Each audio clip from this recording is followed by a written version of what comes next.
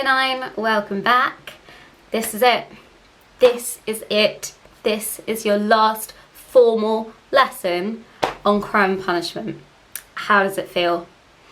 Are you relieved? Are you excited? Can you not believe it? I don't think I can. It's been a long time and it's been a weird year.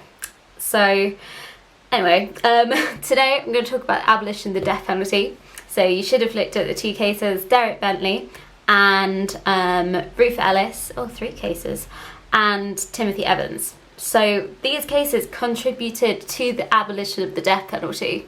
As we know, in those cases, the people were either wrongly accused or their circumstances weren't taken into account. Like, Ruth Ellis was in an abusive relationship. Timothy Evans was, he was kind of illiterate. His story didn't add up. It was clear that actually he hadn't done anything wrong, but there wasn't the sort of technology or even the state power to kind of realise that. So these people were definitely victims of misjustice, and those were one of the reasons why the death penalty was abolished. So we're just going to look at some different arguments. I've put it on the PowerPoint, but I thought I would chat through it with you as well. One argument was from the church and from religion. So in pretty much all religions, they believe that all life is sacred. And therefore, if you are administering the death penalty, that isn't taking that into account. That's not proving that, everyone deserves to live. So there was a religious element to people's arguments. Another one was the Second World War.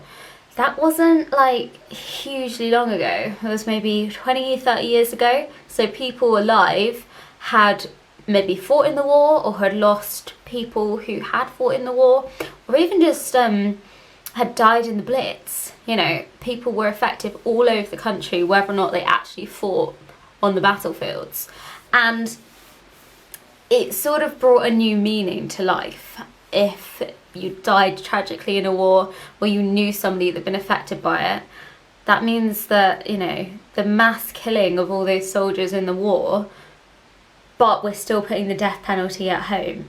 So it was a disconnect in people's brains and people's sort of social attitudes. And another one was people's attitudes just changed over time.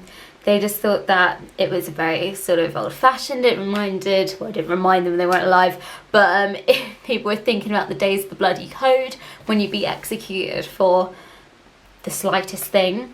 They had already reduced the death penalty before it was abolished. It wasn't just like everyone was being executed. And they had also stopped public hangings a long time ago. So just before it was abolished, there was certain things you should be executed for, like the murder of a policeman, the murder of a prison officer. Some murders would get you a life sentence instead. So they were on the way out to reducing the death penalty. So we're going to look at some factors today, factors for why it was reduced and eventually abolished. So one was the church, one was individuals, one was the government, so an actual law that was passed, and other one is attitudes in society, so how people's opinions changed. So that is what I want you to think about today. On the PowerPoint there's some more detailed arguments as to why the death penalty was abolished, and I just want you to do a little bit of writing up of your opinion, and that's it, and we're done. So obviously we have 2 weeks left, so you have about 5 more lessons left. But we're just going to go over some of the stuff you did whilst we've been off school. So pick up the 18th century, maybe we'll go over Whitechapel again, things like that. And hopefully, I'm pretty sure we will be, in fact I'm almost definitely sure we will be back in September when you guys give me year 10.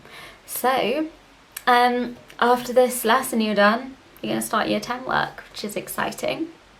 Anyway, I'm going to stop rambling on now. So, any problems, as usual, send me a message on Show My Homework. See you later. Bye.